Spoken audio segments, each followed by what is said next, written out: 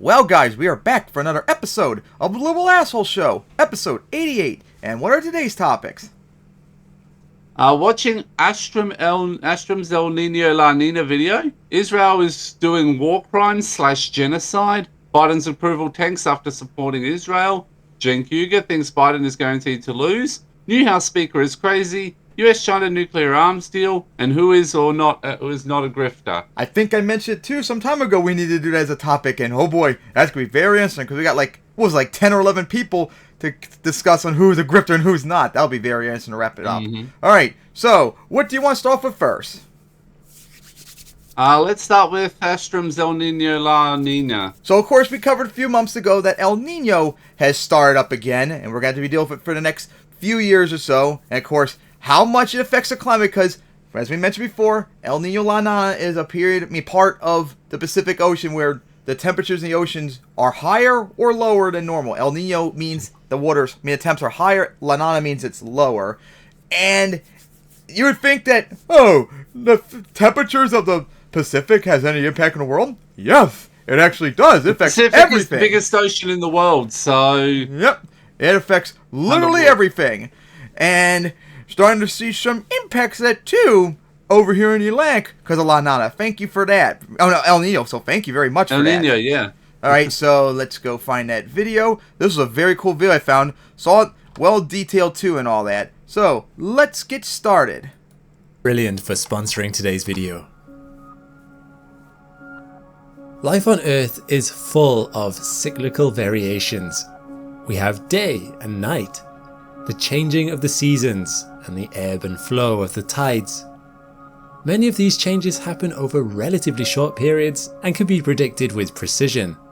But other cycles affect our planet over large intervals and can be trickier to forecast. In a previous video, I discussed the role Milankovitch cycles play in the occurrence of ice ages interrupted by warming intervals. But given the vast timeline, it's unlikely our own lives will be very affected by them. Until Yet, sea levels rise there is one climate cycle that definitely will affect you. The El Nino Southern Oscillation, better known as El Nino and La Nina. While El Nino and La Nina originate in the Pacific Ocean, their impacts are felt nearly everywhere on Earth, and by some accounts, the strongest effects are getting more common. And honestly, since you're closer, it probably affects you all more than it does on us on America's East. That's on America's East Coast. Oh, it does. If we get the La Nina, basically we get like an extreme of the La Nina, Eastern Australia. Big decent chunk of Eastern Australia becomes an inland sea, while if we have a significant El Nino, a decent chunk of Australia the size of at least Syria will catch fire. Now, how bad has it been so far? Is it too early to tell for the El Nino since it started? Oh, it's already pretty bad. And you got nearly every state has I'm not even kidding you. I'm kidding here. Since August, nearly every Queensland and New South Wales have both had major fires already. As bad as 2019-20? Nah, that'll take a couple of years to. But nah, it won't. It's not that bad, but it's still bad. 1920 was due to I guess it was like a generation thing until climate change makes it like every often time. Yeah, pretty much. The thing there is that until Australia just starts constantly spontaneous, we're either going to be either spontaneously combusting every summer, or there's going to be an inland sea in the So it sounds like California had like the last year, like all that long drought, and all of a sudden a shit ton of rain. All of a sudden now they have flooding everywhere. Yeah, pretty much. Yep, I think climate change too for that. Few decades, some of the destructive consequences have included flooding, drought, famine, and mass die-offs of marine life.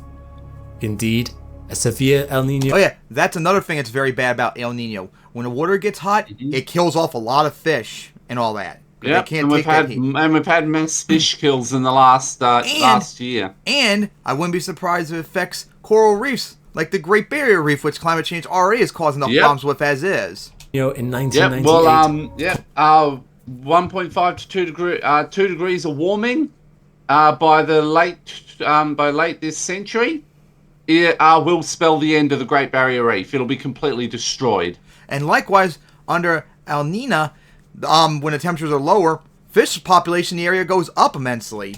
caused an estimated 16% of the world's coral reefs to die, kicking off a cataclysmic mass Yep, that's what bleaching you're just event talking about. that Coral reefs persists dying to off this during day. El Nino and climate change too. The ENSO is global and will, without a doubt, impact you. So what are El Nino and La Nina? Why are they linked? It's showing them. It's showing the world in terms of temperature, precipitation, and all that. Yep. During El Nino, you guys become dry. During La Nina, wet as What hell. are their global impacts? I'm Alex It sucks to McColgan, show. and If you're only watching it showed Astrum. America, it only showed your Join part me of the today world. as we look at a fascinating climate cycle that Remember, it's became the basically stuff of kind of the legend, opposite. Which I think centuries Bill gets before into a we little had the bit. science Yep. to explain it. If you think the name El Nino sounds more like a folk story than a scientific phenomenon, you're onto something. During the 17th century, fishermen noticed periods of warmer water and poor fishing that would peak around Christmas time. They called it El Niño de la Navidad, which means the boy of the Nativity, or the Christmas child. It wasn't until the late 19th and early 20th centuries that scientists began to connect a variety of seemingly disconnected regional events scattered across the planet. By the mid-20th century, they found that these weren't regional occurrences, but phases of a global, cyclical phenomenon called the El Niño Southern Oscillation. The ENSO fluctuates with an average interval of 5 years, although the cycle can take anywhere between 2 and 7 years. Do you remember how long the El Nino we had lasted? The last La Nina we had was 3 years, and we're expected to go into about a 2 to 3 of El Nino. Yeah, because that's every few years. We've now been tracking these cycles for decades, but they've been around for much. Okay, this thing says from September 2022 to February 2023, and it shows the temperatures under El Nino. You guys, well, no, not your part. It looks like almost where you're at, almost near average temperature wise. The rest of like East Coast Australia up to the northern part was cooler than average, whereas us in America, like the West Coast was much colder, but us on the East Coast were way, way above average temps. I remember February was very hot too. Like we had one day it was in the 80s for crying out loud in February, and in Maryland it's usually like in the 40s for crying out loud. Much longer than that. To understand why the El Niño Southern Oscillation occurs, let's first look at what happens in the Pacific Ocean under normal conditions. Winds blow along the equator from east to west. This is a Which is crazy because for us in America it goes the opposite direction, west to east. product of the Coriolis effect caused by the Earth's rotation. Here's a fun fact. Do storms do storms down there go from east to west for you as well? Some do. Because for us, Some do, some don't. because for us outside of hurricanes, storms always travel across the west coast over to the east coast. If the Earth didn't rotate, air would circulate north to south. So in the north, it's usually east to west, but in the south, like in southern Western Australia, South Australia, and in parts of New South Wales and Victoria and Tasmania, it's actually west to east. Yep, very interesting to see how the world works like that. From the high pressure poles to the warmer, low pressure region at the equator. As it happens, air does circulate off the poles, but it bends as it approaches the equator. In a circumferential band that extends 30 degrees north and south of the equator, sometimes known as the horse latitudes, air in the northern hemisphere deflects to the southwest, and air in the southern hemisphere deflects to the northwest. This channel of westward moving air is called the trade winds. It turns out they're not just important if you're a pirate living in the 18th century. As the trade winds blow westerly across the Pacific Ocean, they drag warm water from coastal South America toward Asia. And as this warm water moves west, colder water rises to replace it, a phenomenon called upwelling. This cold water is rich in nutrients that feed phytoplankton, which in turn support ecosystems of fish and Yeah, but everything I talked about that feeds earlier, off them. when El Nino is around, population of fish go up, but when El Nino comes around, they die off because it's too hot as for you them. can imagine, a shock to this system would have a major domino effect. And I only on learned that marine because of this life. video. I didn't know it affected the fish population that If much. this is what normal conditions look like in the Pacific Ocean, think of El Nino as a disruption of normal. During El Nino, the trade winds weaken. As they slow down, warm water that would be flowing toward Asia builds up instead near the coastal Americas, resulting in less upwelling cold water. This, in turn, creates a zone of warm air and water further east in the Pacific. With less upwelling, the fish that feed off the phytoplankton migrate or die. The Pacific jet stream that crosses North America moves south from where it normally occurs. As a result, the northern United States and Canada tend to become warmer and drier, whereas the Gulf Coast and parts of the coastal South America become wetter. And that's what Weather Channel said, that during El Nino, us, like in the south, we have a better chance to get snow these next couple of years because of El Nino. Whereas the north is going to get less snow, which is not good for them, though, because they need the snow for, like, their climate. Whereas for us, it's more like probably a luxury. Although maybe some parts of the south and California, maybe having more snow would help them deal with drought and all that. But hey, it would be nice to have snow again, because I'm telling you, last winter, we had not even a flurry of snow. Nothing.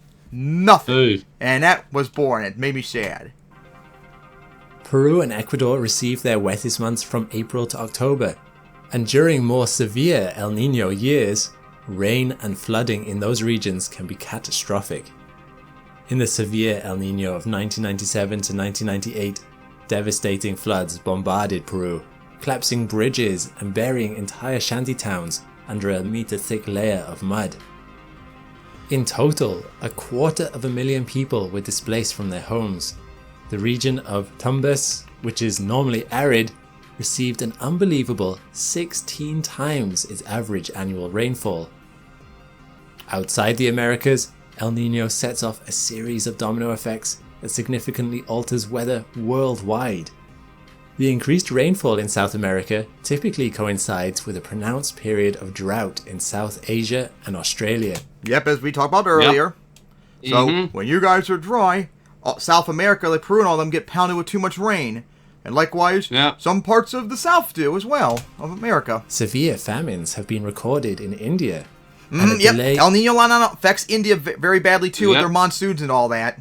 In Australia's months. And I think India suffered a major drought recently too, which I don't know how El Nino La Nina affects them compared to you. So hopefully it's not going to make them worse. Monsoon season can lead to it's massive bad. It can be pretty bad as well down here in Australia. Due to its vast expanses of grassland, Australia's bushfires are some of the most destructive on Earth.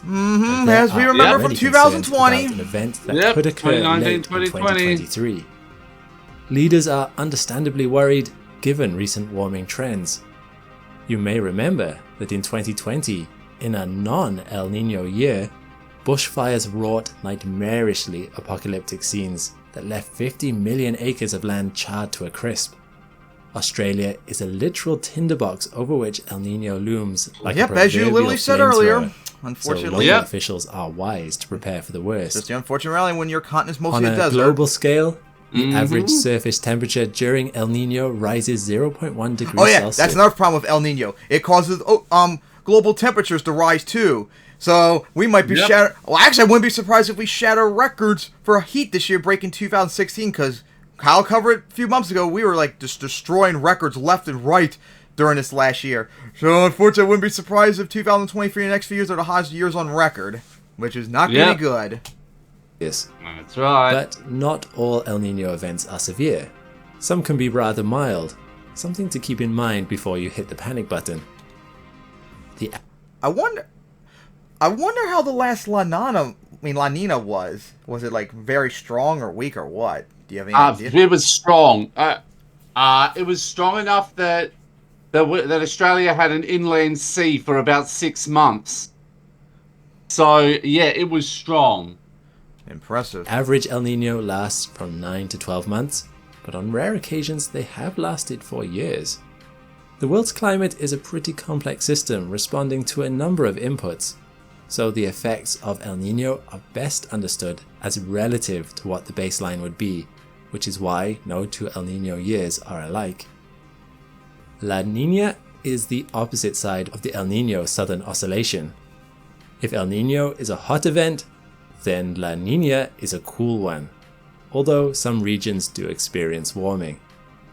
As I mentioned earlier, El Nino occurs when the equatorial trade winds slacken, but during La Niña, the trade winds become even stronger. Think of El Nino as a disruption of normal and La Niña as normal plus.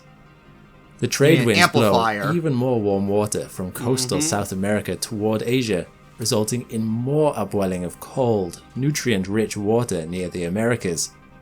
For fisheries, this can produce a feeding frenzy. And if you like salmon, well, you're in luck. During La Niña, cold water species like salmon will venture into typically warmer waters where they can't ordinarily survive.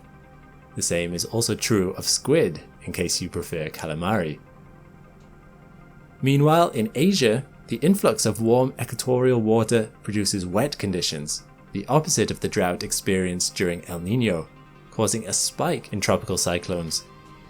In North America, the jet stream is pushed further north. This causes drought in the southwestern United States.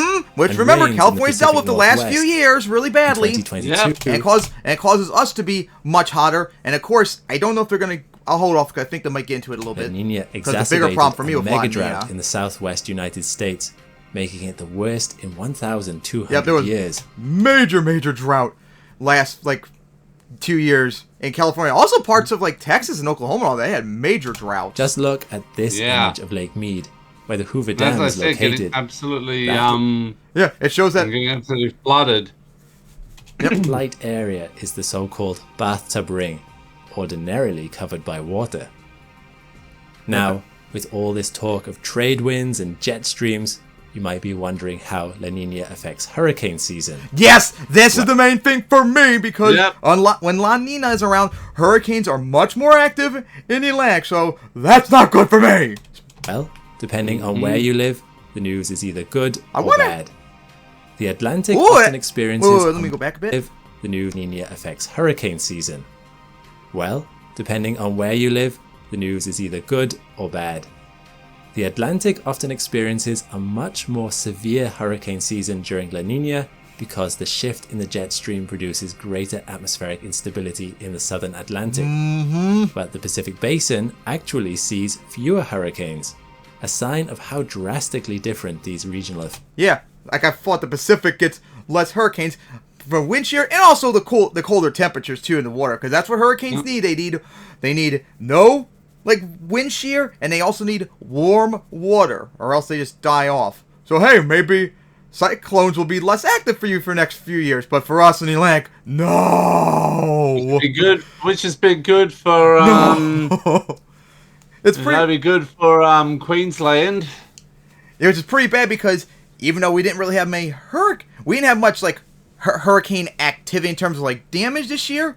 This year was one of the more up there, was one of the most active seasons ever, and that's even with El Nino. La Nina was in effect. El Nino now too, but even heck, we almost filled out their entire names too. So I don't need to go for this crap the next 2 to 3 years. Effects can be. Just don't get too complacent, Pacific dwellers. El Nino has the opposite effect as La Niña. Yep. Meanwhile, on El Nino, for us on the Atlantic, hurricanes are much less likely, but I'm sure it's the case for you. They're more active. In Pacific coastal South America, you won't see the warm Christmas-time waters that once prompted fishermen to dub it El Niño de la Navidad. Indeed, there's a reason why fishermen once called La Niña El Viejo, or the Old Man. During La Niña, the weather in Peru and Chile turns colder and drier, sometimes producing severe periods of drought. which is not Brazil's good. north, on the other hand, becomes wetter during the months from December to February. So, like the coastal parts of Brazil become more wetter, which, hey, maybe it'll help them during any fires they have. They finna protect the Amazon at all costs. Yeah. And the lowlands of Bolivia can receive catastrophic flooding. In Africa, the conditions in La Nina years are basically the reverse of what they are during El Nino. East Africa tends to experience drier than average conditions. Which is very, very, very bad with Ethiopia because they've had major droughts recently, and of course they have the dam situation with Egypt. So that's very bad La Nina for Ethiopia. Whereas the and all south them. tends to be wetter than average. Whereas under La Nina for South Africa, it becomes wetter, which, hey, is very good for them because I'm sure you remember a few years ago when they had that severe drought where they, like one of their major cities, like, ran out of water and all that. So, where are we now in the ENSO cycle? Would it be nice if they showed, like, rest of As for Asia the and making Europe? of this video, the don't think they National did. Oceanic and Atmospheric Administration has declared an end to a lengthy 1.5 year La Nina. They concluded this based on measuring the difference in surface atmospheric pressure in the western and eastern Pacific, a metric known as the Equatorial Southern Oscillation Index. The last reading of it was just 0.1, down from 1 a year ago, meaning conditions have returned pretty much to normal.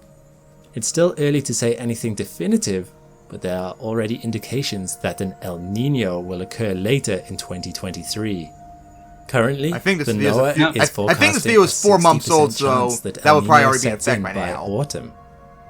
This would have major ramifications. Yep, it is. And India is already warning its citizens of potential drought conditions. There's another reason to So I expect guess El Nino causes drought just like it does for you all in India as well. an El Nino in 2023, albeit based purely on past experience. Since we started tracking in the 1950s, there has never been more than a 4-year period without an El Nino event. So if there isn't one in 2023, it would mark the first 5-year gap without one. But For I think me, now... We're in El Nino now. Yeah, because like I said, Excellent this video is 4 example months of how old. studying climate cycles can help us prepare and foster human survival, not just on this world, but potentially on other worlds too. Because one of the fascinating aspects of the ENSO is the level of insight we gain from it into Earth's complex climate systems. Understanding the interconnectivity of our own planet's climate will be crucial if we ever want to settle on other planets or even terraform. If humans eventually undertake the huge I think they get into like task a little of bit more terraforming like space stuff. I mean, I don't know if El Nino and La Nina would really apply to other planets, since we all know they're like ocean activity and all that. It could be radically different for all we know. I sort of do. The thing is that it wouldn't, but they might have their own version of it, if only because but it's going to be all over the place if it's like Mars, because Mars can have its axial tilt all over the place because it doesn't have a moon that stabilizes the thing like Earth does. Yeah, that would cause major climate problems. Yeah. Venus might have something like that with just the atmosphere. Interesting, but I think that's it, other than talking about like sponsorships and all that, so I think we'll stop it there. But yeah, we had to say about that video. Very interesting and a lot more detailed than when we covered it a few months ago. Yeah. We learned a whole bunch more about it. So yeah, so like the good things for El Nino is hurricanes hopefully will be less likely to form for you, which is a major W. Although, oh yeah, and maybe get more snow for me, but I don't think it's really gonna make much of a difference. But it was also very good for East Africa, because La Nina is worse for them, and gonna be worse for South Africa. But of course, and said El Nino, I think it was El Nino was gonna make Peru and all them have more rain, which might not be good depending on the circumstances. I wouldn't be surprised if it made Brazil drier, which would be very, very, very bad for them with forest fires and all that. And of course, we know it's bad for you in India now as well. And possibly, and look, maybe like China and all them too, maybe getting droughts as well. Since under... Wait. No, actually, that would I would assume that maybe make more hurricanes possibly too for them in the Pacific since the waters are warmer. So I don't know. Yeah. It's, as we all see, just parts of the Pacific the ocean getting warmer affects the weather all around the world. That's how insane the Earth is. Absolutely insane. But of course, we still make it worse by climate change, which is why we need to fix that immediately. Yeah. But yes, that was a very, very, very interesting video. Glad I saw that randomly the other day. So we had to see about it. Well, as I said, very interesting. Alright, so I guess... Very interesting. So I guess on to the next topic now. Israel is starting on their genocide.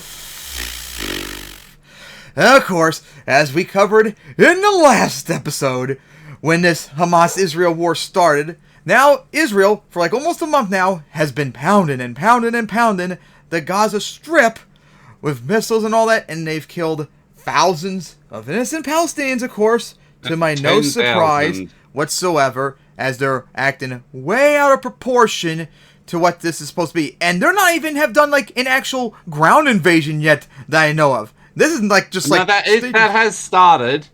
What? That has started. What, just recently? Yeah. Because I think the most I heard was just like raids, but that was it. Like not an actual invasion. They've actually started on the genocide. Actually going in and started on the mass murder. Yeah, but we're not going to know about the mass murder yet, but we know that they have a genocidal intent. So, yeah, this has been very, very, very bad, as they are going exactly how America did after 9/11. Absolutely pathetic, and needs to learn from it. And of course, well, actually no, we'll talk about Biden because we're going to get into the next topic. But this is flat out unacceptable and must be condemned. Just like we condemned last time when Hamas did their terrorist attack on them. This is also wrong. And it's going to lead to even more terrorist attacks on you, Israel. And this is just flat out evil. This is evil. Like, let's see. I think we covered in the last episode. Of course, I forgot a whole bunch of stuff, too, that I wanted to talk about because I was so angry about it. They've been blockading for years, so it's nothing new. But, like, no water, no electricity, no internet. They're blockading like crazy. They're not even letting, like, America and Egypt easily, like, spring aid and all that stuff. This is just flat out unacceptable. And telling them to, like, leave and all that to avoid, like, getting killed and all that. How can the Palestinians leave if they're, like, completely blocked in? And more importantly, how are they going to even know if there's, like, no electricity or internet or anything like that? Exactly. Like, this is just wrong and evil. Unacceptable. And Israel must be condemned as the terrorist state that it is, along with the apartheid state, and honestly, genocidal as well. The genocidal Zion-Nazi state. As they've been, oh my gosh, too, even though this doesn't really cover the war crimes, they have been pressuring like crazy the American government with IPAC to try and censor pro-Palestinian groups and other progressives and all that, which they've been doing for years and years and years and all that. Absolutely pathetic of them as well. Yeah, this is, like, I'm just getting like so annoyed talking about this with all this BS we have to say about it. It annoys me as well. And the fact that they say it's anti-Semitic for you to oppose Israel's far-right government committing genocide on the Palestinians, well... I guess you're Islamophobe then by that logic. Or maybe you just want Palestinians to die. But see, I bet you won't like it if that logic's used against you, huh? Just maybe, not everyone who supports Palestinians wants Israel to die or whatever stupid excuse you make of. It's absolutely disgusting. Well, we've seen that they're in a mass, that they're in an endless, that all the media is in on endlessly, endlessly dehumanizing the Palestinians, comparing them to every single group they possibly can. Like Fox News compared them to ISIS recently. Yep. Like this is honestly, this whole war's been like, not only is it evil and what has happened, but it's also pretty bad because now literally everyone's talking about it. Like, it was very difficult to find topics like on Kyle and all because this is all they've been literally talking about. But I don't want to just talk about this all the time. And of course, this also really annoys me because now like no one talks about the Russo-Ukraine war, which is still very, very existential. That must be covered and all that. And oh my god, this is just so stupid. Here's, like I said in the last episode, this is what the American government needs to do. They need to demand Israel to stop the bombings indiscriminately and all that, for pressure them to do a ceasefire, and most importantly of all, only give conditional aid and weapons and all that. If you want your support during this attack, then you're going to do what we say. But, of course, the American government will never use its leverage, of course, when no one can say no to us because we're the superpower. And you have to bow to us, pretty much. Absolutely pathetic. And now, of course, I think there's nothing else left to talk about this other than fuck Israel and their war crime bullshit. Just like we had to point out for years about how America was very bad in the Middle East and all that. Absolutely disgusted. Now, I think we should get into the next part of this. And that's Biden's approval rating tank for his unconditional support of Israel, as he has dropped off massively. And I mean, people like you've seen, like, because we're gonna get this to a chank after this, but like Kyle and most definitely like Vosh is like the big example, like the most hardcore like Biden defenders. Like even they've like almost collapsed on this. Like Vosh is pretty much acting like he's not even gonna like vote shame people to vote for Biden next year because this is like it'll be impossible to win because this is just too bad. Like I can't vote shame. I can't even vote shame people to vote for Biden because I can't defend the genocide that he's doing. Like it's too much for even him. Yeah. Which, thank you, Vosh, finally for acknowledging that maybe vote shaming just doesn't work and you need to go after Trump and conservatives like he said we should do instead. So this is a major, major drop. As here we go. Here's the video. So let's watch this. This is Biden's like biggest poll drop since getting out of Afghanistan, which was still bullshit. What happened? The drop he got there. So we got bad news for Joe Biden here. New poll: Biden approval craters 11 points among Democrats. 11-point drop among Democratic support, which is the people that he's going to need if he wants to win. That's a big number. A new Gallup poll shows a double-digit drop in President Joe Biden's job approval rating among his own party in the aftermath of the October 7th Hamas terrorist attacks in Israel. I swear if there's people in there that actually blame him for this, I am going to have a meltdown. But we know there's going to be people that blame him for the attack whatsoever. The poll was conducted between October 2nd... Remember those guys blame him for everything. Hey, remember when they would always blame Obama for everything? I remember those days in the 2010s when I was more naive. And October 23rd, with Democrats giving Biden a score of 75% approval in his job performance, down 11 points from 86 in September. That drop also caused his overall approval rating from all of those polled to drop to 37%, down from 41% last month. Gallup says that this is the fourth time their poll showed Biden's overall approval dropping below 40% during his presidency. After the Hamas terrorist attacks, Biden made very clear that he and his administration unwaveringly supported Israel, and he visited the country to try to unwaveringly support that support genocide. Didn't go over well with some more liberal Democrats. Biden has faced criticism from some members of his party for aligning too closely with Israel and not doing enough for the Palestinians. Yep, exactly what I said Some they should have prominent Democratic done. lawmakers and protesters around the U.S. have called for Biden to do more to help the millions of Palestinians who are in need of humanitarian aid as Israel attempts to eradicate Hamas. And the Palestinians, too. Biden's and numbers, all Palestinians, from Democrats are lower than former President Donald Trump's numbers from Republicans. That's a big deal. This is a big deal. That is huge. So I've been making the argument on the show for a while now that I don't buy Cenk Uyger's line, for example, when he says there's literally no way Biden can win. Yeah, we're going to actually get into that, too, after this. Like, we're going to cover, like, the exact opposite perspective of this. Like, Kyle's not, like, a Biden stan like Vosh. Like, he's more honest about it, which, hey, is nice, unlike you, Vosh. Like, Vosh in the extreme that he'll defend, like, Biden at all costs and all that. Cenk is going after the opposite end, where he's, like, shitting on Biden all the time and saying he'll never win no matter what and all that, which we're going to get to in a little bit. Yeah. Like, he thinks it's game, set, match. It's already in stone. It's over. He can't win. Now, myself and many others during the Democratic primary the last time around said the same thing, that Biden's going to lose to Trump. He can't win. So don't. And then COVID saved him. Forget about it. It's already over. Yeah. And we were wrong. Now, look, as we got closer to the election and I saw the polling numbers, I flipped my opinion and I said I actually think Biden's going to win, and I thought he'd win by over 300 electoral college votes, and he did. But for a long time, the left was arguing he just can't win. And so now I see a certain degree of certitude among those who think Biden can't win, and it just rubs me the wrong way because he's up against a guy with 91 criminal charges against him, and a Yeah, guy we're gonna get who to is more to depth in the a next massive video on this electoral coming up. liability in his own respect. Because we have a lot All to of say his about election this. denialism and the fact that he's a psycho and he says things Yeah. like suspend the Constitution, and all of his own hand-picked candidates got obliterated in the midterms, and I mean I can go on and on and on. But I said all of that stuff before this new round of polling.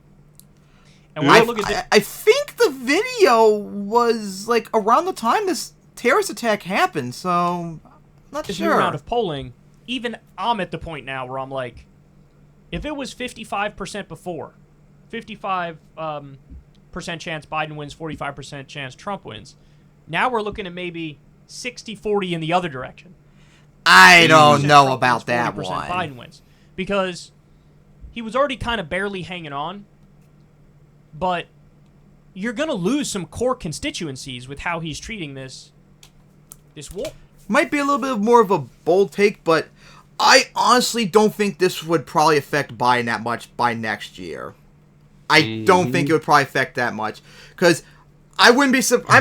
Well, maybe I'm making a wrong prediction because I thought like the Russo-Ukraine war by this point would be over with. I thought it was going to last a few months, but hey, it's still going, and I wouldn't be surprised if November next year it's still going. Maybe this would still last for Hamas-Israel war till next year. Maybe it will. But I think it's more likely to end beforehand than the Russo-Ukraine war. So I'm sure by within a year, the Americans will by and large forget about, like, either forget about it or think, this is very bad, or do like the Vosh argument. This is very bad what Biden's doing, but Trump is worse, therefore we have to support him no matter what. Like, that's been more like Vosh's argument lately about it, which is pathetic, but that's the argument about it.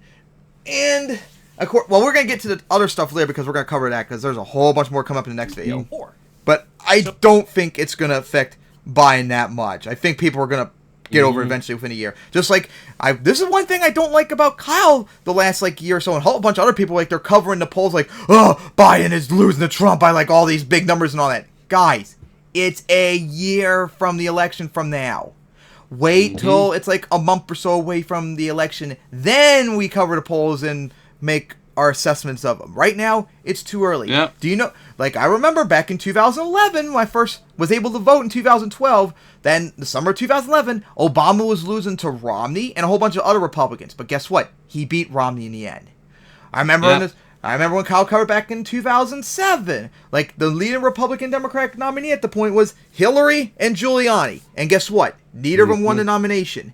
It's too early.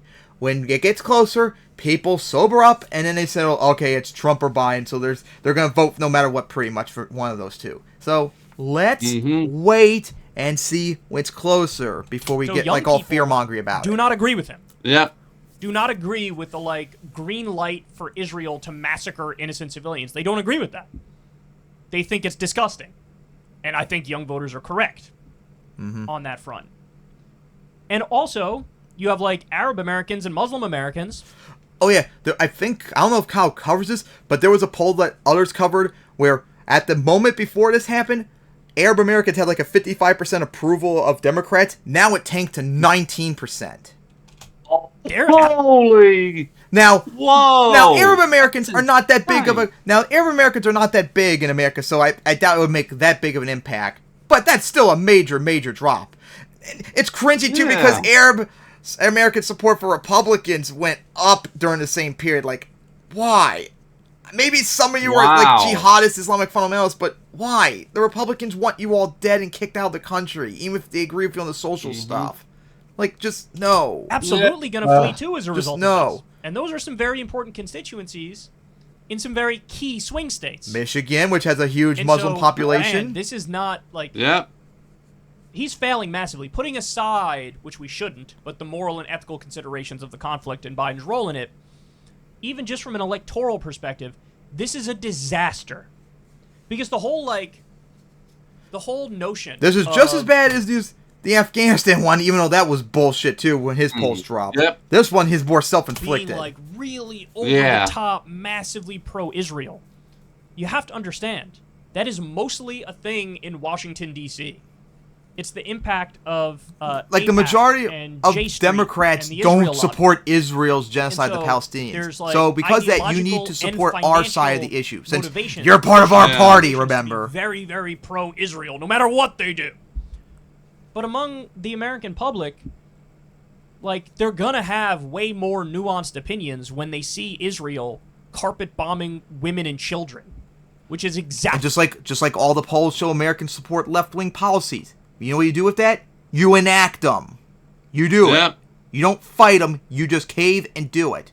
Like, here's one thing Voss brought up, too. One thing I could probably say fine. Try and legalize weed nationwide. Like, that would be a major... That could... If that happened, I wouldn't be surprised if Gen Z and all them just forget about the Palestinian problem. Just be like, hey, illegal weed, let's vote for him then. Like, you can easily probably fix it just like that by just making weed legal nationally. what's happening. Over 8,000 dead in Gaza, not allowing in anywhere near enough aid that they need. Over 2,000 children dead. Like, people are going to see that and they're going to be like, this is gross. And we are actively It's evil. backing and facilitating and arming this. It is. All right, so I got more for you. This is in Axios. Behind the curtains, Biden's horror shows. President Biden's White House is stuck in a split-screen reality. Spiraling war threats overseas and spiraling political problems at home both are horror shows for re-election.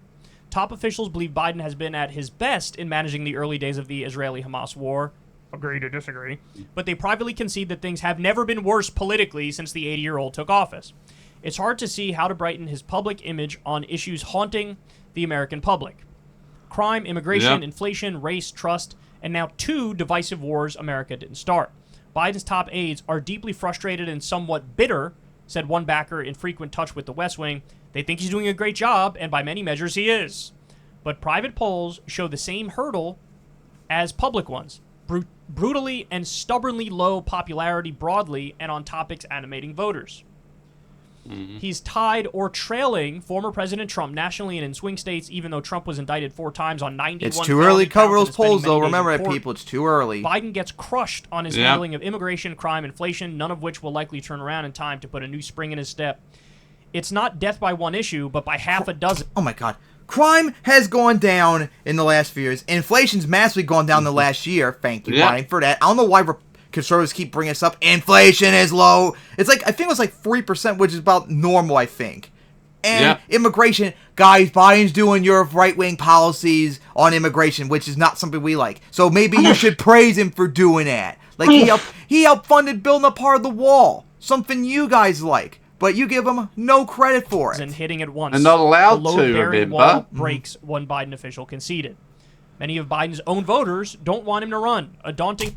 I know. I said we shouldn't cover polls a year round and all that, but this poll's been very consistent. Like, over 70 to 80% of Democrats don't think Biden should run. Like, when you see this poll, Biden should instantly just give up right then and there. When that much of your party doesn't even want you to run, you need to just give up. Design flaw for a re-election just campaign. fuck off. His popularity with his own supporters Don't run, hit a new low let a in a poll progressive this take past over. week. Democrats are divided over Let Israel. Marianne Williamson get Election in. day is 53 weeks away, and Biden needs to excite young voters, black voters, and Hispanic voters. His core constituency is unlikely to vote for Trump, but Democrats are concerned about a combination of voters staying home or backing a third-party candidate. Well, if you want people to vote for Biden, or whoever the Democratic nominee is, and people to vote entirely or not vote for party, this is what you do. You do what they want. When we say do progressive things, you instantly do progressive things. End of discussion. Dems won in 2020 because of massive turnout. Like Republicans. They always get what they want because they do what their base tells them to do. Now, many of Biden's base voters are over him. To try to rev them up, Democrats plan to lean into Trump, abortion, and rising cultural issues, including book bans. What's happening in the Middle East and Biden signing... Which, honestly, as we covered with the abortion thing and Trump, this time around, maybe it would work. Like, it didn't work in 2016 and somewhat in 20, but maybe 2024. The abortion bans and Trump, maybe that would work. Off on it is destroying him. And destroying his campaign. And destroying his ability to win. He's weathered a lot of other storms, right? All the talk about his age and he's unfit. Stuff about inflation and the economy. Well, inflation is lower and going down, and the economy in terms of the jobs numbers are not bad. They're not really good paying jobs, but the unemployment rate is very, very low. There's been a number of things that people thought, oh, this is going to be the thing that really tanks him, and he weathered a lot of those storms. But now, you are co-signing the slaughter of innocent civilians, and it's being funded with our tax dollars. Co-signing genocide. And Muslim... What Biden's doing right now, guys, is no different than what Russia's doing in Ukraine. It's the exact opposite perspective. Like, if America wanted to do if America wanted to do the same thing in terms of, like, supporting Ukraine, in this instance, you support the Palestinians instead. That's what you do. Americans and Arab Americans are not buying it, and I think this actually is a real issue for them. So, I mean, the moral and the ethical consideration should come first, but putting those aside, the political considerations right now are disastrous, and this is going to have many, many real-world consequences, and I don't know if they're up to the task to address it. Hey, y'all, do me a favor. And like I said a few months ago when I covered, I think we talked about when we got to discussion with Kyle and Brianna Joy Gray. Biden has exceeded my expectations, and I'm much more likely to vote for him in 2024 than I was in 2020, which I didn't. But after this, now I'm back into, I'm not sure what I would do then. I'm even more skeptical now if I do that, because things change. Now if Biden wants any chance to get progressive's vote, he has to become progressive and not do stuff like he's doing here. Absolutely pathetic. Yeah. So yeah, what do you have to say about this? Oh, it's terrible. Like, do you think it would cost Biden the chance to win, or do you think, like me, potentially, potentially it could if it keeps going. Then yes, it will. But do you think it would actually cost him though? Well, potentially it could. I'm just a little bit more I skeptical. think potentially it could, but it would come down to how long the whole thing goes. And of course, with Trump and all that. So yeah, this is still very bad for Biden. And honestly, this might be up there as like the worst thing he's done. Like, he's done a lot of bad things, but I'm trying to think of what could be worse than this. Like, this is definitely up there as like the worst thing he's done. And I don't think it can, considering this is basically supporting supporting genocide. Like, I can't think of what could be worse than this. But hey, you know what? If Biden loses, this is gonna be his fault. This is his fault. He could have done the right thing and supported the Palestinians and forced Israel to cease fire and finally end this dispute. I mean, this decades-long conflict once and for all. Like a two-state solution that actually supports Palestinians' rights and all that. Yep. All right. So yeah, if he loses, it's his fault, not us. So all right. Now, let's get on to the next topic, which covers the exact opposite perspective. And this was before this whole Hamas-Israel war broke out. And that is, Cenk Uygur thinks Biden is guaranteed to lose, which Kyle talked about a little bit. So, for all of you who don't know, Cenk is actually running for president, if you know that. Yep. Now, I saw that. He's running for a Democratic nomination, which, hey, good on him, at least doing the right thing, unlike Cornell from the start. But there's one little problem, though, Cenk. You possibly can't even run for president because you're not a native-born citizen. You're born in Turkey. Oh yeah. So like, right. So I'm sure. So do you all remember like I don't. Yeah, he technically can't run. Like, I'm sure you all remember all the stupid racist Burfer bullshit that Republicans did with Obama and all that. Hey, he's born in Kenya or whatever, so he can't run for president even though he's born in Hawaii. Cenk literally is not born in America. And the requirements to be American president are you have to be 35, you have to have been born in America, and you have to live in America for 14 years. I mean, the last 14 years. Cenk only meets 2 of them. He doesn't meet the final one. Therefore, he really can't run. You mean he doesn't meet the second one? Yeah. He meets the final one because he's been in for 14 years, but he doesn't meet the second one. That he was born in Turkey, not America. Yeah. So now he has his way to wiggle out of it. His argument is that there was a Supreme Court decision some time ago that actually challenged this and all that. Now I read it up. I'm not sure I buy his argument. I don't know if it really changed anything, but that's his argument. Will it work? I have no idea. But I'm more inclined to think it's not going to work, and you're going to just be dismissed and all that. Like, sorry, Cenk. Like, maybe it's kind of racist that you have to be born in America. So that means foreign-born Americans who became pure-blood patriots and all that can't run. But unfortunately, that's the way it is. So, and also, Cenk, like, dude, do we need to remind you when you ran in Congress in California, and you were like 6th place in the primary. Yeah. And, Ouch. like I think I count up. It was only like a few thousand votes he got. Cenk, you're up huge. You're the biggest voice on the biggest progressive, well, former, I guess you could say, progressive network of TYT, but you have millions and millions and millions of subscribers. You have a huge sway in the progressive movement. And you can't even win a primary? Well, not just win a primary. It's one thing to lose a primary, but 6th place? With like a few thousand votes in your home state?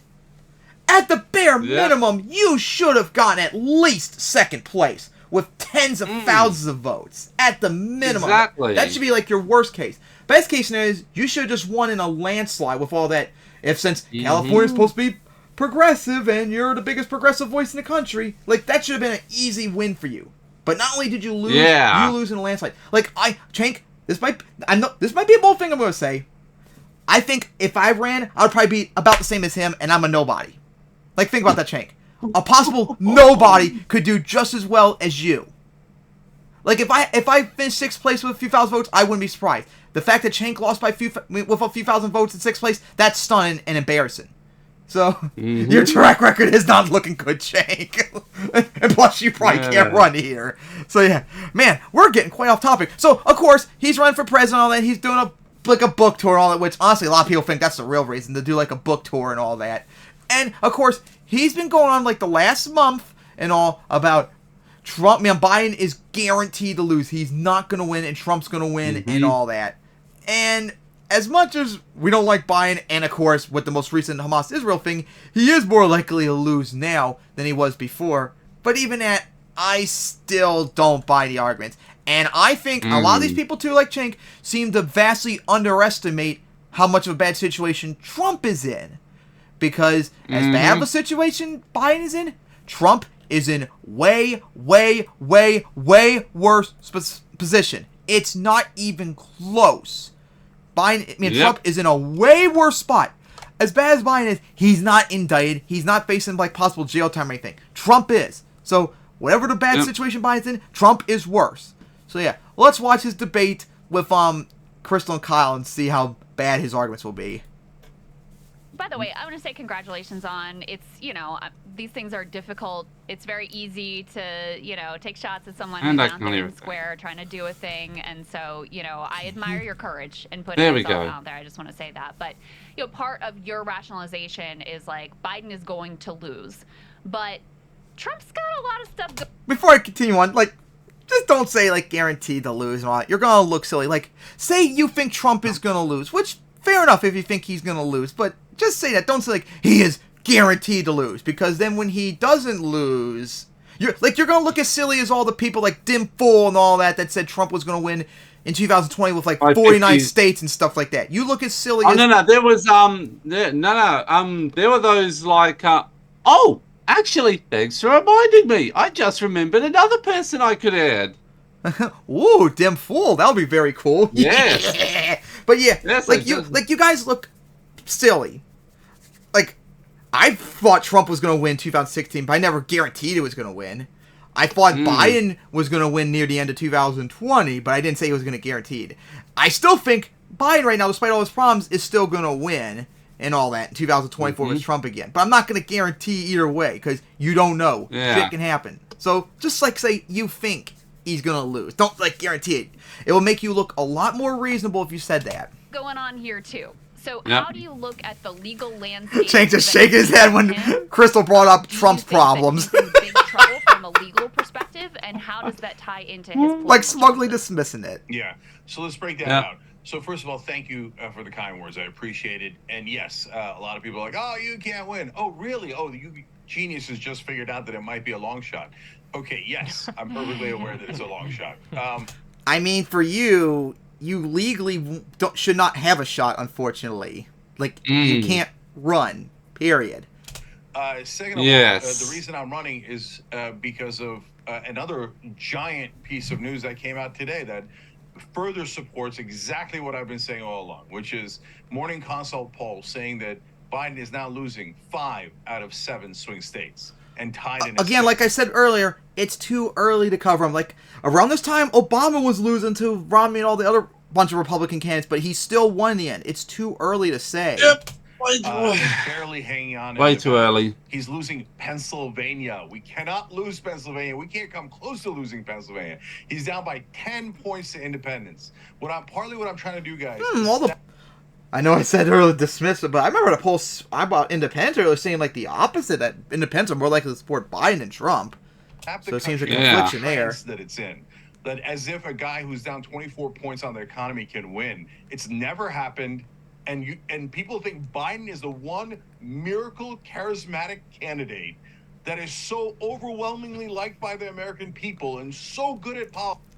That honestly sounds like a little bit of a straw man.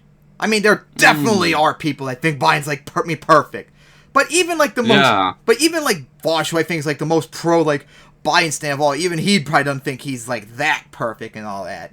Politics.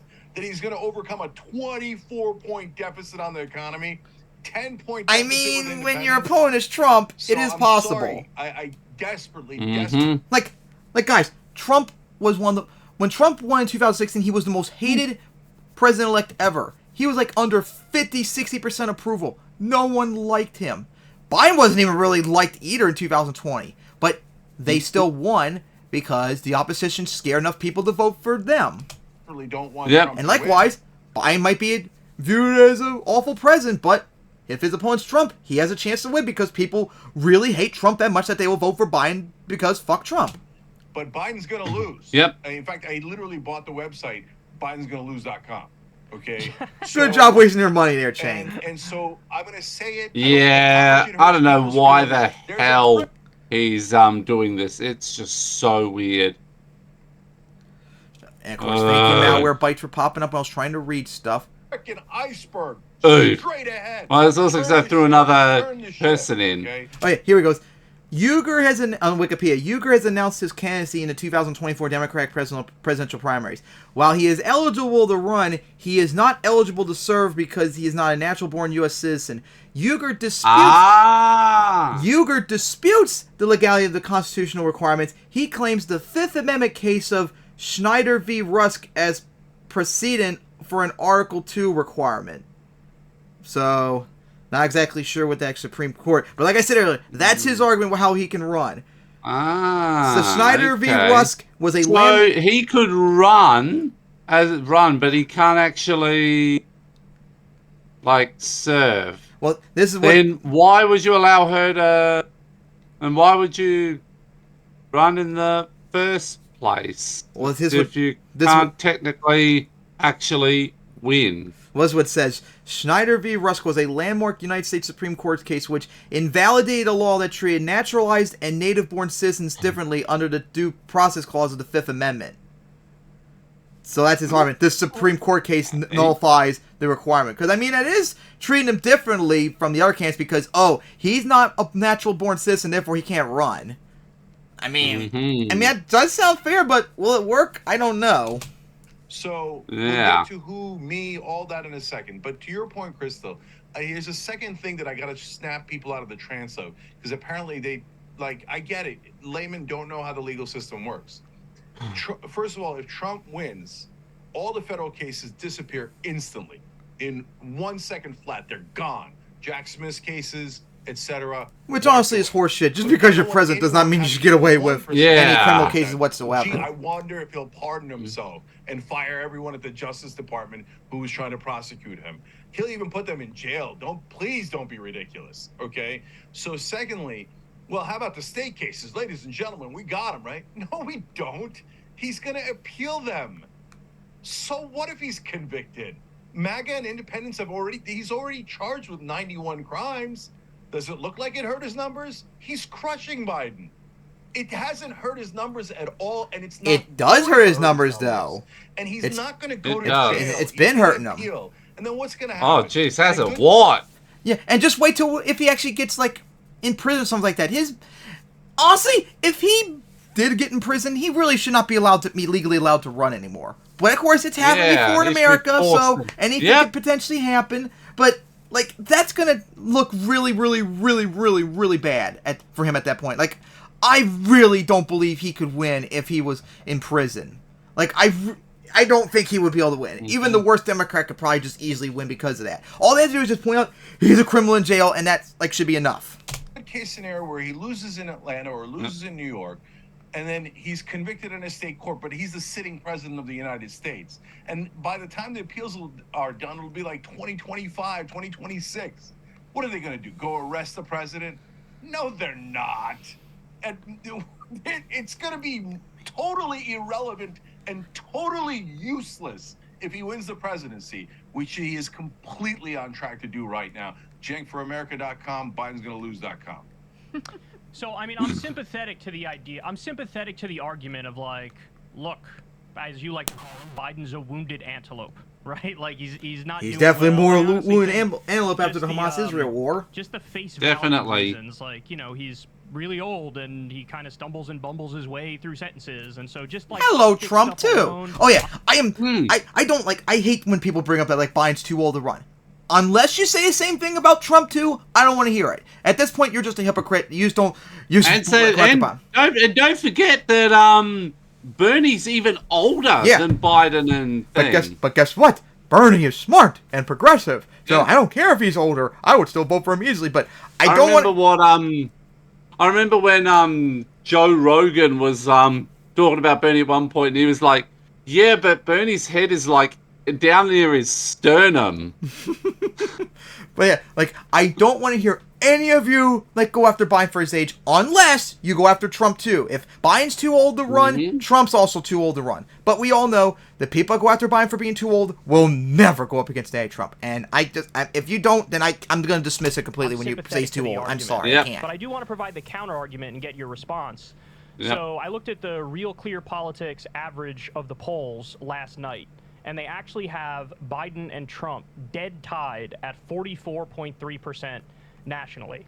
And according to 538, Biden is underwater with his approval rating 14 points, and Trump is underwater 15 points. So I think it's fair to say dead tied on that front. You already brought up the 91 criminal charges against Trump. Obviously, you don't think that's... Okay, you don't think it's going to impact him that much. I disagree on that. But, like, even this notion, there's no way he can win. I mean, I remember very vividly during the midterms, everybody around me was telling me red wave, red wave, red wave. And I was like, I don't know about that. I'm kind of agnostic. And it turned out Roe v. Wade getting overturned, changed the whole impact. Yep. And then you also had these recent special elections. There were discovering that Republicans are actually evil with that, especially with that North Carolina Republican who wanted to introduce a bill that not only would have banned abortion at 0 weeks, but also legalized murdering women who are seeking abortions extrajudicially. Hello, Project 2025. Yep, to end U.S. democracy and turn the U.S. into a fascist dictator, into a Nazi dictatorship. And many moderate voters when you have one of the two major parties totally denying the 2020 election. All of Trump's hand-picked political candidates like Carrie Lake and Doug Mastriano and Blake Masters, these are all people who shit the bed and got blown out the worst. It was actually the more standard old-school Republicans like Kemp who did. Yeah, as we covered too in the midterms last year, like Biden, Trump-endorsed candidates did largely terribly in 2022. So, like, obviously the Trump name endorsement does not work as well as it used to. In the last election. And so I think that Trump has a stench on him to normie America, where even though the points you make are valid about how weak Biden is, I look at Trump as equally as weak. No, he's not equally. He is way worse off. It's not even close. Yeah.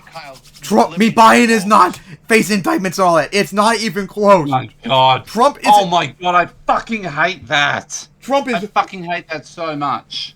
What? That people think Biden's both sides bullshit. In his circumstances, no, Biden is not worse off. It's not even close. Come on, even we don't like Biden, but we can acknowledge the reality. Fair points. Let me knock them down one by one from my perspective.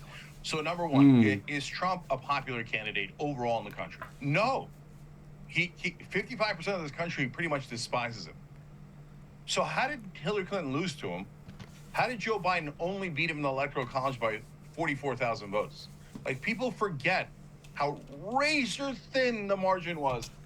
Trump beat Hillary because Hillary was so bad that she not only alienated progressives like me to vote for her, but she also got Democrats, like 9% Democrats, to vote for Trump. And at the time, Trump was an unknown. Like, it was basically like a dice roll at that point, because he said a lot of left-wing things, remember, during the time. Yep, whereas we all knew Hillary was going to be very, very, very bad. So it's like, we know what Hillary's going to be. We don't know what Trump's going to be. Let's take the chance on Trump. And the reason why Biden barely beat Trump was because of COVID. In the electoral college, right? And so why is it that the Democrats are doing terrible against a super unpopular candidate? Because they're Because retards. they keep offering the American because people they're something that they're evil. definitively do not want, and they have now vomited out several times. And the Democrats say, I don't care. I'm going to try to shove it right back in your mouth. It's funny because They Cenk's don't now saying want stuff the that's actually establishment. correct now. They despise the establishment.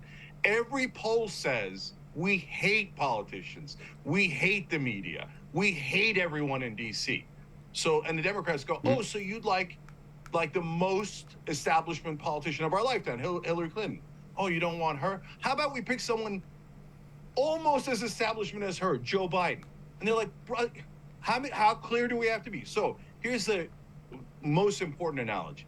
So I don't know if you guys are football fans, but these days the Raiders aren't playing well. So if you say Trump's They literally, Raiders, find out too, they fired their coach too after they lost to the Lions last Monday night. anybody can beat the Raiders. So let's just put up anyone we want in the Super Bowl and we'll win. I'd say, whoa, what are you doing? Why would you put up the Bears? The Bears are the only ones that could lose to the Raiders. Why don't we? Which is funny because a few days after he said this, the Raiders actually lost to the Bears in a blowout. Which, hey, thank you Raiders for blowing my weak picks away too. I appreciate the losing record. They're both in the AFC. But you play the Chiefs.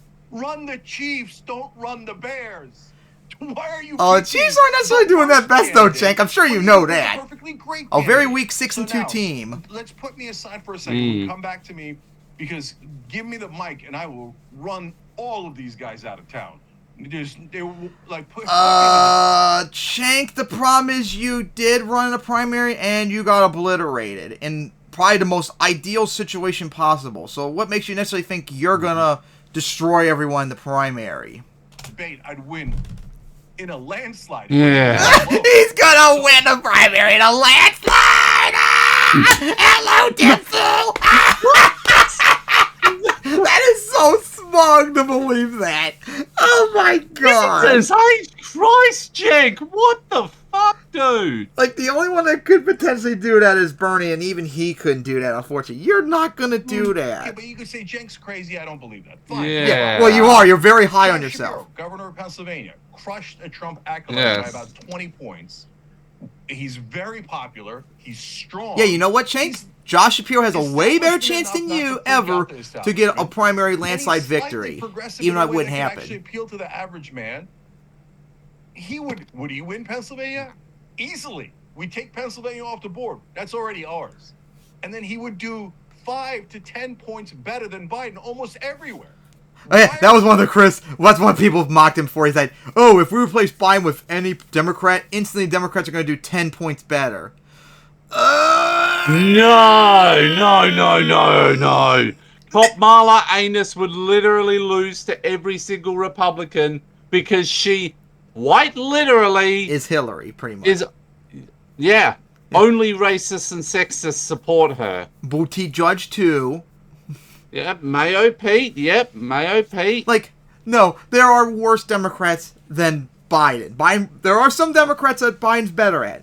Joe Manchin literally would be like, you know what, I'm going to run as a Republican, and then suddenly would have 2 Republican candidates. And then even the Democrats that ran that would be better than Biden, like outside of maybe Bernie, I can't really see a 10-point swing in progressive's direction. There would be a boost, yes, but I don't think it's going to be even a 10-point. I don't even think. Even Bernie, I don't know, would get a 10-point swing, but he would have the best chance. But that's way too full of your idea. Who's nearly the worst candidate that we have. 75% of Americans say they don't think Biden can even finish a second term. Literally 3/4 of the country thinks he's going to die in office. if he wins again. Are we losing? I think he probably would too. Wouldn't be surprised. To give you a context of the Yep. clear politics polls, Kyle. So I also think that for Trump recently too. Biden was down by a point. He's inched back to a tie. To your point, right? But remember, the Democratic candidate, no matter who it is, has to win the popular vote by 5 points. Hillary Clinton won the popular vote by 3 million and got crushed in the Electoral College. Joe Biden won the popular She didn't vote even by get really 7 million, crushed. 4.5 points, and barely eked out a victory. Look at the framing too. He did that. So for all of you who don't know, the Electoral College, which remember is the most important thing. The Electoral College is the most important thing. It doesn't matter how many votes you got. Hillary had 3 million votes. She still lost. Yep. So the Electoral College matters. So when you look at the election outcome in 2016-20, Trump and Biden's wins were not that far apart. Like they won it was like 330 electoral votes and the loser got like 200 something. Like they were very similar. But look at the framing. He said Hillary got crushed by Trump, but then Biden barely beat him. Cenk, which one? I mean, is it? if you want to look at if you want to look at the 3 states that would have flipped the result off just their 50,000 votes that they had it, maybe. But their margin of victory and loss, Hillary Clinton's margin of loss was basically the margin that that Biden won by. Yeah, like if Hillary lost, if Hillary was crushed, then wouldn't that mean Trump was crushed too? And if Biden barely won, wouldn't that mean Hillary barely lost? Like the frame, like come on, both outcomes were largely similar. So yeah, like get your framing correct. We need 5 points to be relatively safe that a fascist is not going to take over the country. And Joe Biden is not going to beat Trump by 5. He's never been close to being above Trump by 5. The only time. Are you sure about that? Let me look up the 2020 results because I think Biden was very close, if not did do that. Dramatically down since then. He was at 54 at the time, and he eked out. Let's see. Now he's at 39. So 15 points. All right, looking at the poll results right now, Biden beat Trump in popular vote by 4.5 points. So not that far from 5 points. Lower than when he almost lost. And people in their right mind think that that's the right candidate to run. No way. Joe Biden's going to lose.com. Joe Biden's going to lose.com. He isn't the right candidate, but I wouldn't say he's guaranteed to lose, though, Cenk. Objectively. Cenk, you're on the far end of the other perspective, like Vosh is. There was a poll yeah. Biden up 7. Like Kyle and us are more in the middle, like we don't know. To be fair, but my point is, I absolutely think it's possible that he hits that benchmark. I'm not as convinced as you that there's no way he can win. To your point about all the other Democrats, part of me believes what you're saying, but the other part of me is like, I don't know, man, name recognition is like really, really, really important, and Biden's got the highest name recognition in the world, and nobody knows who Josh Shapiro is other than Pennsylvanians. But look, let's go candidate for candidate to get into the specifics here, because I have a little bit more of a nuanced view on, if a candidate is more electable than Biden. So if you tell me Kamala is more electable than Biden, I disagree. Nope, she would not. Nope, she would lose. Kamala Harris would lose to literally every single Republican. We already determined that because only racists and sexists support her. I agree with you that almost everybody after that is probably more electable than him, although the name recognition thing complicates a little bit. I think we were saying, like, no, I think he said Pete Buttigieg too, and if so, no as well. He ain't gonna win either. No. But like Newsom, J.B. Actually, Pritzker, something I thought of. Newsom, Shapiro. This is something I've thought. I've been meaning to think about. I've been meaning to ask. In 2016, if Obama had been allowed to run for a 3rd term, do you think he would have beaten Trump? Yes. Kyle even did a video. Yeah, I agree. Kyle did a video on that too, and he thinks he would have won too. Because guys, like Obama too. Like Obama was not really popular in his last few years, but like the last few months in 2016, he left with very high approvals, like almost as high as he was when he first came in. Like Hillary and Trump were so hated that people were like, "Oh my God, I wish Obama would stay instead." Like I even had that moment too. I remember after the Democrats lost the Senate in 2014, I was like, God, I cannot wait for Obama to be gone in 2017. This is why I'm going out here. But then when Trump and Hillary came, I'm like, oh man, I actually wish Obama was still around for another 4 years. So yeah.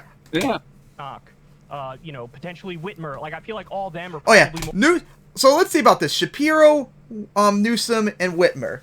Shapiro, he could get my vote. I could see him maybe beating Trump. Yeah. Newsom, I have no idea about. Like, he's such a shapeshifter. He's like on the one end, he's like a hardcore progressive. He's a slime. So I do not know if he could do it. Whitmer, I'm not as convinced about. If you know who she is, Michigan's governor. I'm not as sure about that one. But Shapiro, I definitely could see beaten. Newsom and Whitmer, I have no idea about. more electable than Biden. Yeah. Do you believe that, like, no, literally all of those candidates are less electable than Biden?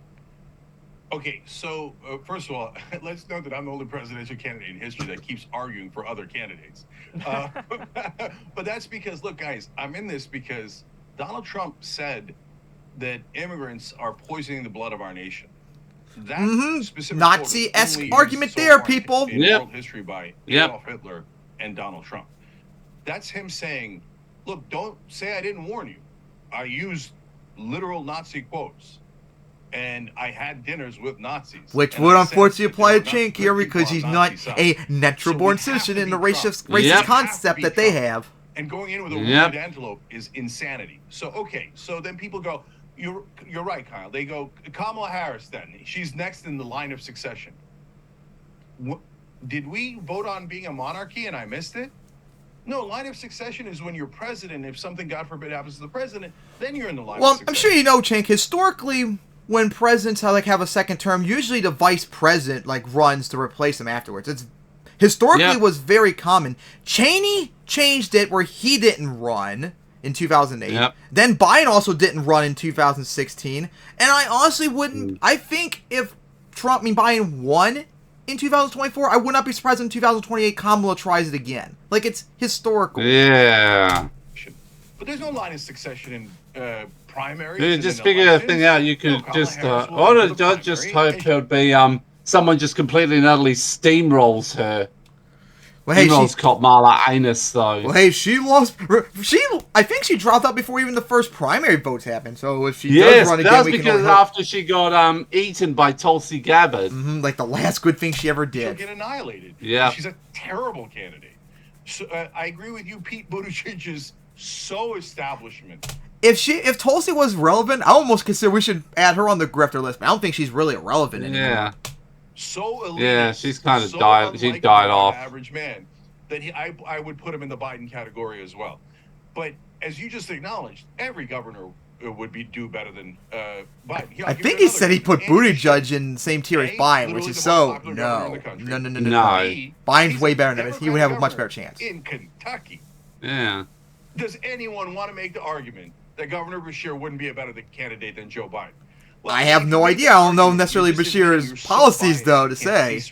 Of course, the guy who's the most popular governor is going to do way better than the guy who's an incredibly unpopular president. And I know it breaks a lot of people's heart to hear that, but 39%, my whole life, if an incumbent was under 50%, every analyst agreed he was in massive trouble and very likely to lose.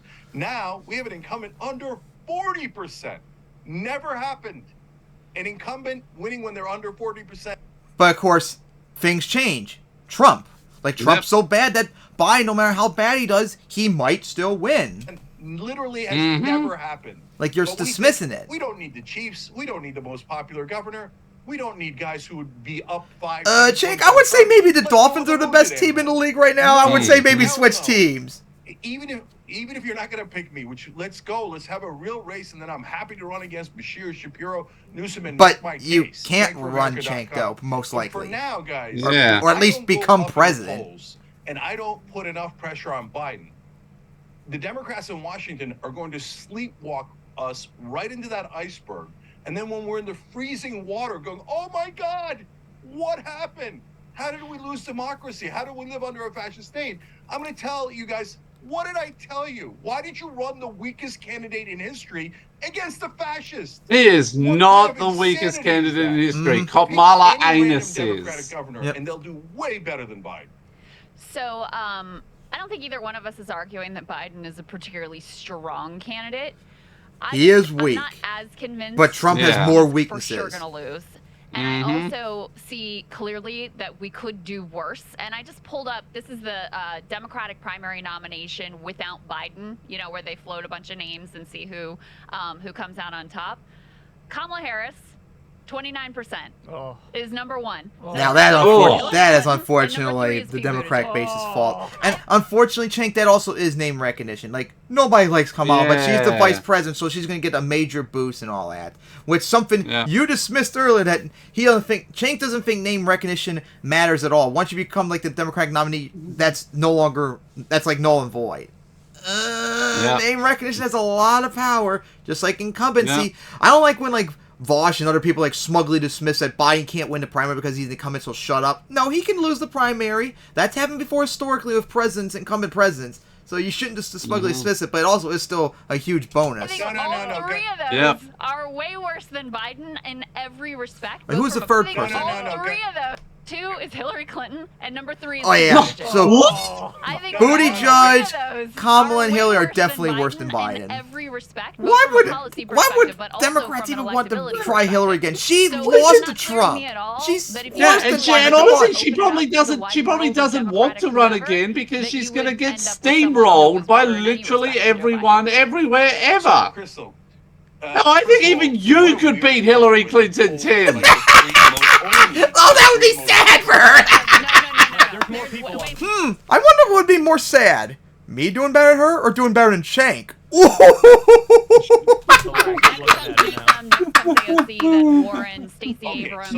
Don't really want to make necessarily like the racist argument, but Cenk, I at least could legally run on like possibly you. A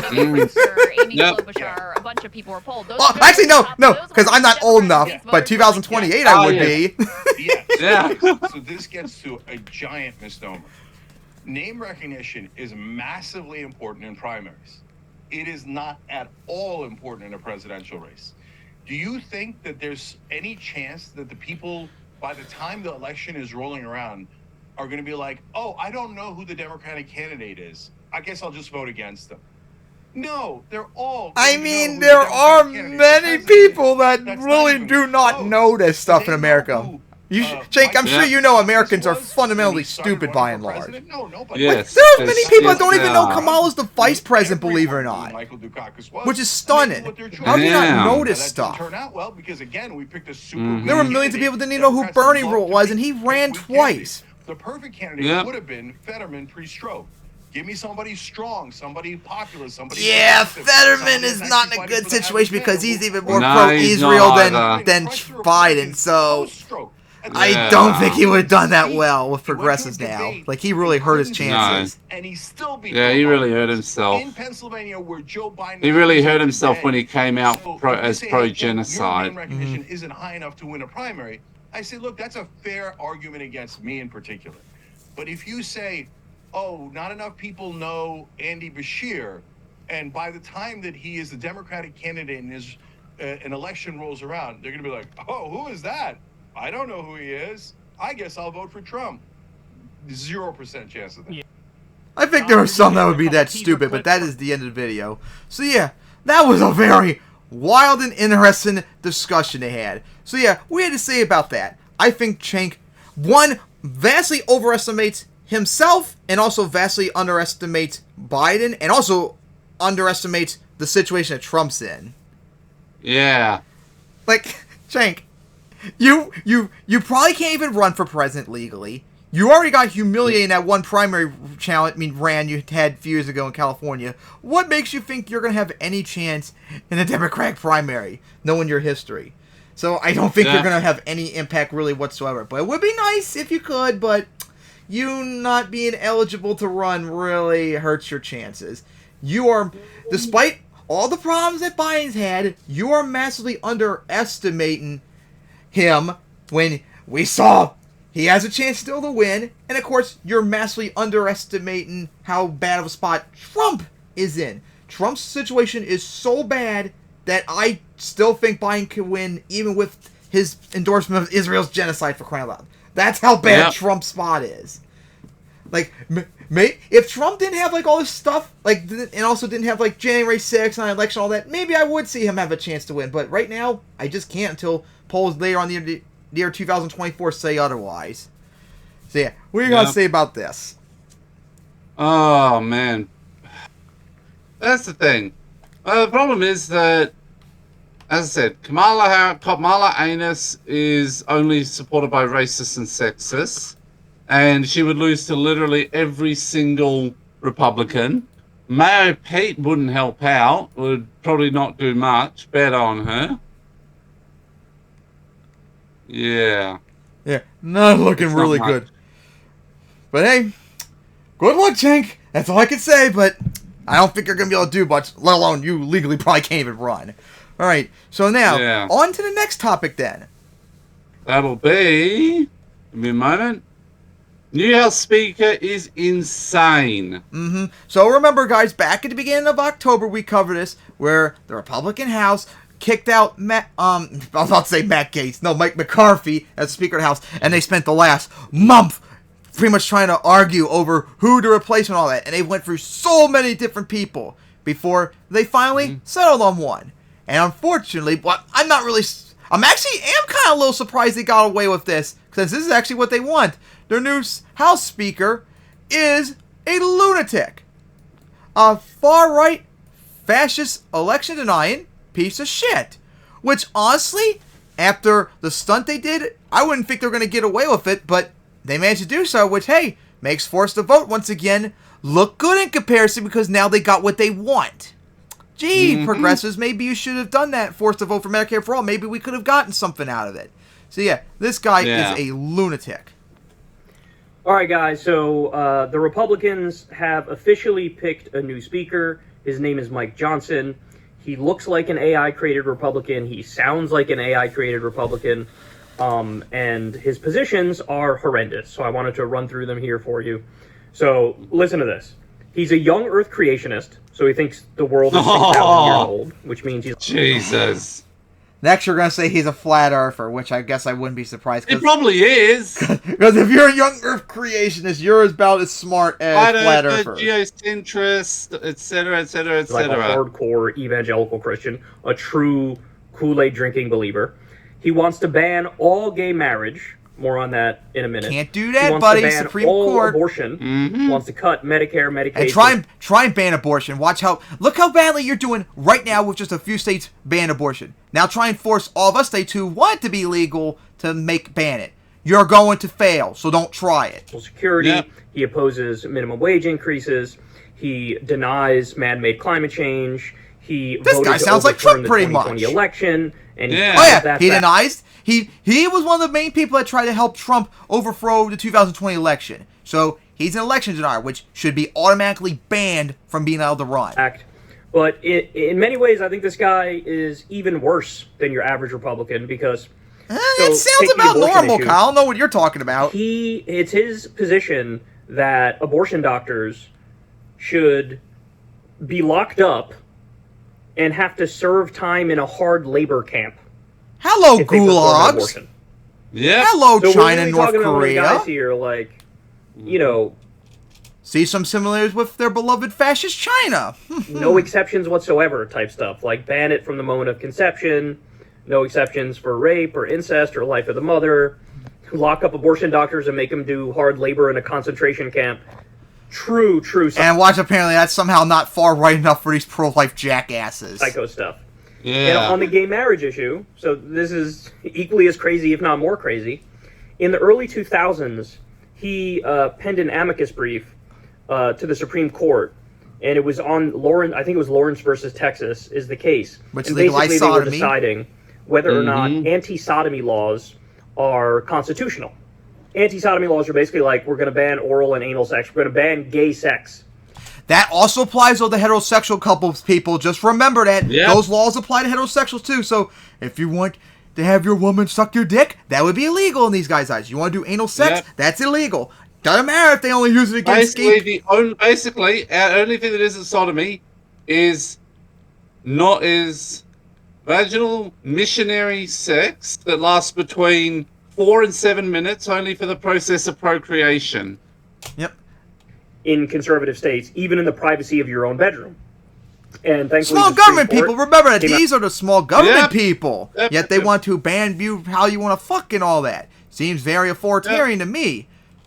maybe they should go over to Putler's regime. They would fit right on in, and that way they can leave On the here. proper side of that, and they were like, yeah, it's really none of the government's business what you do behind closed doors in your bedroom.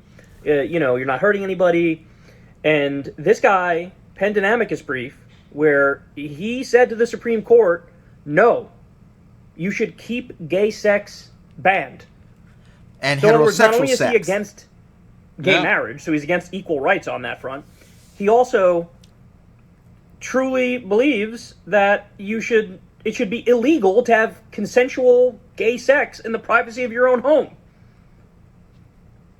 Absolutely astonishing stuff, man. And someone that should be not allowed to be controversial speaker or anywhere. There is government. literally nobody on earth who is this vehemently anti-gay who isn't also deeply in the closet.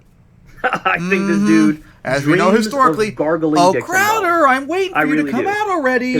How many times have we seen it with different Republican politicians or different televangelists and pastors? It's like the loudest, most aggressive anti-gay voices. I haven't heard from you, Crowder, in a while. I wonder if that's why. Yeah. So, even though we're going to probably be talking about you in a moment. On this guy, in fact, but look, he's as bad as it gets. Now, just stop and think about this fact.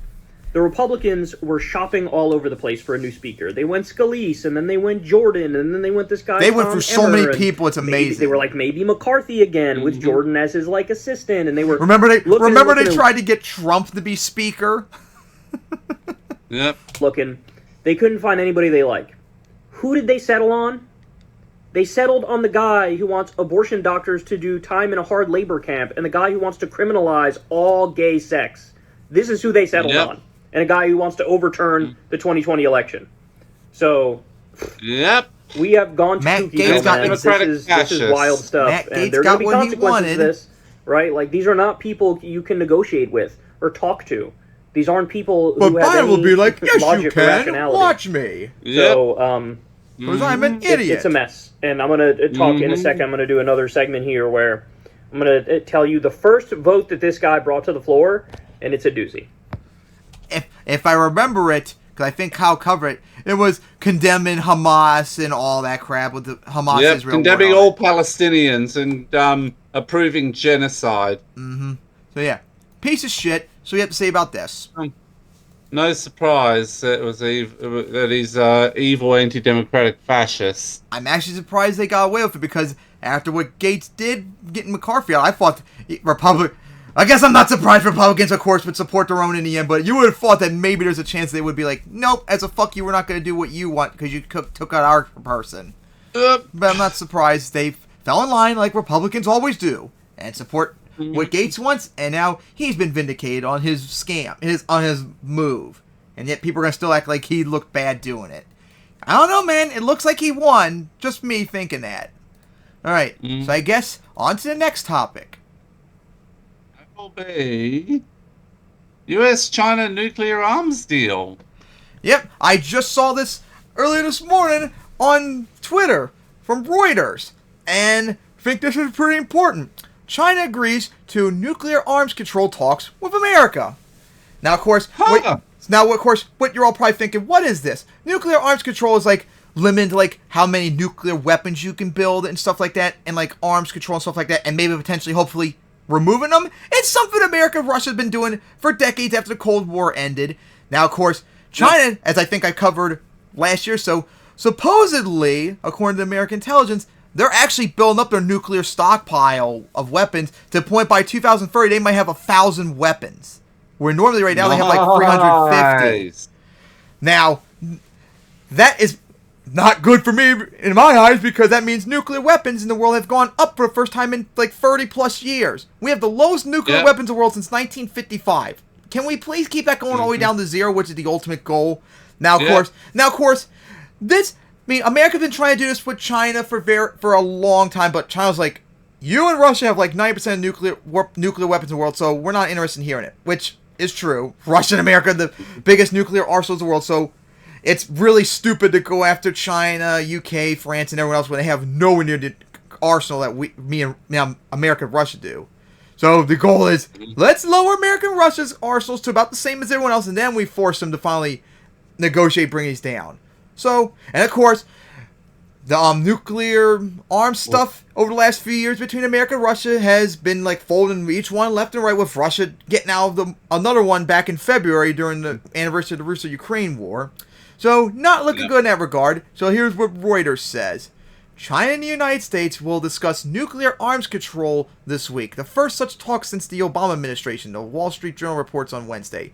China's foreign minister said on Monday after a visit by foreign minister to Washington that the two countries will hold consultations on arms control and non-proliferation in the coming days, as well as separate talks on maritime affairs and other issues, which honestly is more important since China's very aggressive with Taiwan and the Southeast China Sea and all that.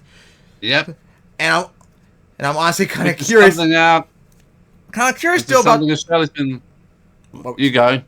Honestly, kind of curious about China being like anti-proliferation since they're building nuclear weapons. Apparently, that's proliferation too, you dumbasses. Those talks, those arms talks would be led on Monday by Mallory Stewart, a senior State Department official, and I can pronounce you, the head of Arms Control Department at China's Foreign Ministry. The Wall Street Journal report says. The United States Department and China's embassy in Washington did not immediately respond to requests by Reuters for comments on the timing or format of the talks. U.S. National Security Advisor Jake Sullivan said in 2021 that the Chinese and U.S. presidents have agreed to look to carry forward discussion on strategic stability in reference to Washington's concerns about Beijing's nuclear weapons build. Which, like I said, they're building up their nuclear weapons to have 1,000 very soon, supposedly. Yeah. Of course, not very good if they're doing so. We need nuclear weapons around the world to go down, not up. Let's see, continue going on. Wait, where's it at? All right. But the White House was quick to say that at the time that the discussions would not resemble formal arms reductions talk like those the U.S. has had with Russia. Since then, U.S. officials have expressed frustration that China showed little interest in discussing steps to reduce nuclear weapons risk. Well, like I said earlier, China has no interest because, like we said, it's America and Russia have most of the nuclear weapons in the world. We're the biggest threat. And China's nuclear weapons, by and large, and here's the reality too, like Russia and America, they're the biggest threat to the world when it comes to nuclear weapons, because not only do we have the most, but we have the capability to hit everywhere in the world. China has nowhere near the arsenals, but more importantly, they don't really have, by and large, the range to threaten us even. Like most like the majority of their weapons probably wouldn't even be able to reach Hawaii, for crying out loud. Let alone the mainland. Our weapons, though, could reach all of China easily, just like Russia's. So America and Russia's threats when it comes to nuclear weapons, not China. So yeah, they're gonna have no interest on discussing arms talks until we lower our numbers, pretty much. China has more than 500 operational nuclear weapons in its arsenal. That's more than before. Last I saw was like 350, and that was a few years ago. And we'll probably have over 1,000 warheads by 2030, the Pentagon said in October. But Beijing has long argued that the U.S. already has a much larger arsenal, which is true. The armed talks would occur before a likely meeting between Biden and Xi in San Francisco in November. That's coming up soon, and hopefully they get along very well. Although a senior Biden administration official said on Tuesday, important details have yet to be hammered out. A flurry of China-U.S. diplomatic engagements in recent months, largely at Washington's request, has sought to salvage that was a rapidly deteriorating ties between the two countries following the U.S.'s down in February of a suspected Chinese spy balloon. The relationships have gone downhill even beforehand and all that. But hey, I still support trying to de-escalate stuff. Daryl Kimball, executive director of the Washington-based Arms Control Association, said the overdue arms talks would likely focus on promoting greater transparency in each country's nuclear doctrines and more effectively crisis communications channels, which, hey, is very needed and all. Since we have one with Russia, we need one with China too. I don't think, however, we should expect breakthroughs in the near term. That's going to take time and to give and take from both sides. So yeah, that's the article. So what do you have to say about this? A possible nuclear arms control thing between America and China. That'd be good. That'd be a very good thing. Yeah. And hopefully it would lead to China finally, stop being aggressive with Taiwan and the Southeast China Sea. I can only hope. But that's probably expecting too much from that fascist regime. So yeah. Good thing. Hopefully it works, because after all the shit that's gone on the last few years between America and Russia and every single one of the arms control trees going away just like that, China building up their nuclear weapon arsenal, we need this to stop now. We've had 30 plus years of nuclear weapons going down. I want that streak to keep going until it's 0. So yeah, I think that's enough of that. And now, on to the next topic. Oh, here we go. Who is or is not a grifter? So, we have... This is a topic I've been wanting to talk about for months. I think I mentioned in the last episode. Now I'll talk about who is a grifter and who is a true believer in the stuff they're saying. And of course, our list has gotten much bigger thanks to you now. So the people we're going to talk about: Candace Owens, Matt Walsh, Steven Crowder, Jackson Hinkleberg, Ben Shapiro, Dennis Prager, Jordan Pearson, Charlie Kirk, Brianna Joy Gray, Tim Pool, Tucker Carlson, and RFK Jr. So I guess, so we discuss who we think is grifting and who we think is a legit believer. So, are you ready to begin? So, where do we start off with? I can start very simply with Candace Owens. Candace Owens is 1,000% a grifter. Yep, she was a leftist who made social autopsy back in about 2016. Yep, I remember that. Someone else, I can't remember her name. M. Stitch covered it. I remember that. Yep. Candace is a hardcore grifter. She was an SJW back in like 2016. Now she's a hardcore idiot Trumpster and all that. So yeah, absolute grifter. I wouldn't be surprised in a few years where all of a sudden she tries to become like a progressive SJW retard once again, and hopefully she's dismissed and all that. So yeah, absolute grifter. Now the next one, Matt Walsh. The exact opposite. He's the exact opposite. He believes everything. He is a far-right fascist piece of shit, and he believes everything he says. And he's stupid, too. Absolute believer in the violent rhetoric. Oh, my God. We've covered him so many times. Let's see. Like, doesn't think people should have the rights to vote now. I think we last covered him. He's a violent misogynist. He's one of the worst transphobes of probably everyone on this list, if not all of, like, right-wing YouTube. He's probably the most transphobic of them all. Absolute piece of shit. Absolutely believes in the stuff he says. Now, here's where we're going to get a little bit more interesting. Steven Crowder. Because, honestly, until, like, the last year or so, I would have put him in, yes, he believes in all this stuff. He's not a grifter. But now, remember when he did his... I think you'll find with Crowder, up until about a year ago, he'd actually deluded himself into believing what he actually an actual believer saying. But now, especially with his stupid drama with Daily Wire, but $50 million is like wage slavery and all that. And what he's been doing since, I have to think he's a grifter now. Yeah. That was like too obvious. That's such a stupid thing. Like, most people, I think, would take $50 million just like that for just doing YouTube videos. Yes, and I don't think they would call it wage slavery. You're just grifting at that point. All right, so finally we got one that was, like, in between, like, both of them somewhat. Now, Hinkleberg, definite grifter. Absolutely a grifter. Absolutely a grifter. Guys, a few years ago, I think we covered last time we covered Hinkleberg's dumbass. He, at first, was apparently a Hillary stan. Like, back in 2016. Like, an actual Hillary stan. Not like Bosch or someone like, I don't like her, but I'm going to vote for her against Trump. No, like, actually, like, stan her and all that. Then he became like a Bernie bro, and I think he actually tried to join the Justice Democrats, but he didn't qualify or whatever.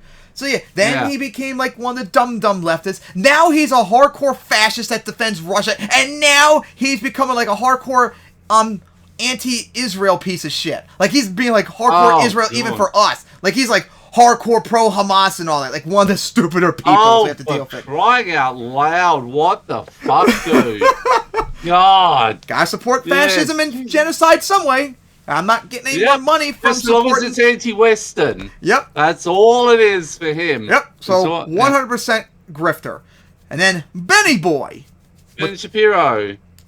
I think he's deluded himself. Like, he's actually convinced himself that he's accurate, that he's correct about everything he says.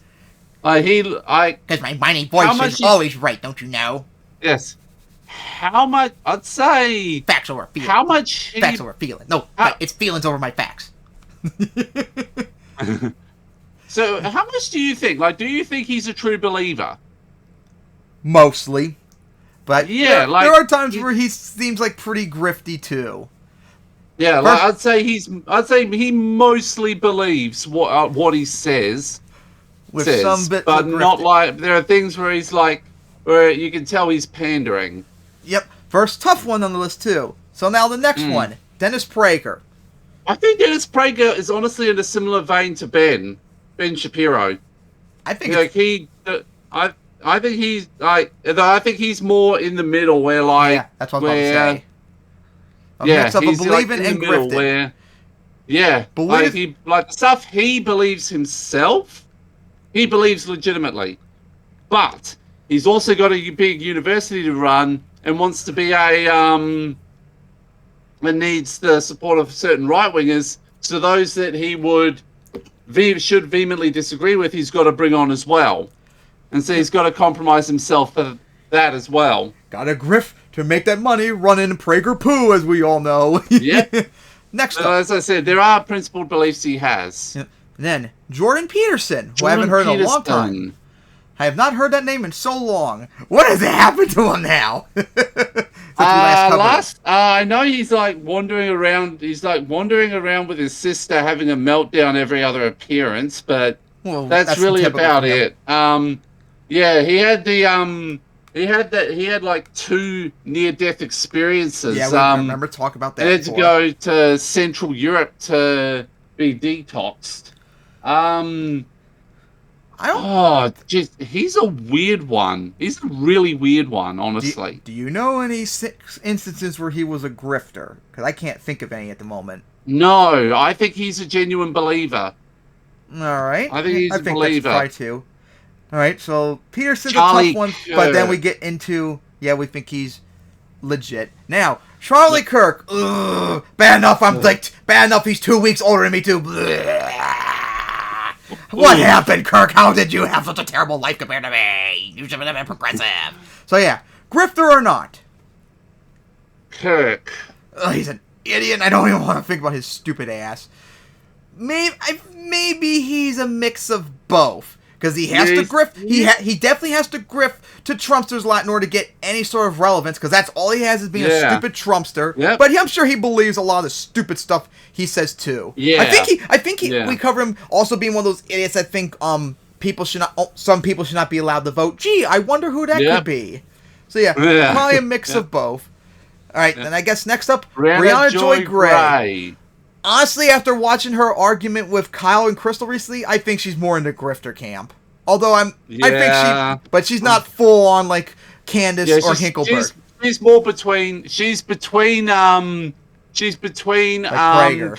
and Owens on the grifter, but she's on the grifter side, but not like full grift. I think some of the things she does believe. I wouldn't be surprised though. In another year or so, when we cover, she probably will become full grifters. We saw like Crowder and Hinkleberg. Mm-hmm. All right. Yep. Next up, Dim Full. I think he's a grifter. I don't think he has any legit beliefs whatsoever. I think he just says random stuff. Like, who seriously thinks that Trump was going to win by 49 states in 2020? Yep. It's one thing if you think Trump could win, but that landslide, no. That probably won't happen ever again anytime soon. Like, maybe if it was Trump in prison going up against, like, Bernie or some awesome progressive, maybe then it could be possible. But like that's not going to happen anytime soon. It was obviously going to be, like, a close election. But, he insisted over and over and over again to say this. He is definitely At least he didn't do Sargon of Akkad, who said he'd win all 50 states plus Greenland. Oh, Carl, you are so stupid, as always. So, Dim Full grifter. I don't really... What? Yep. Speaking of grifters, Tucker Carlson.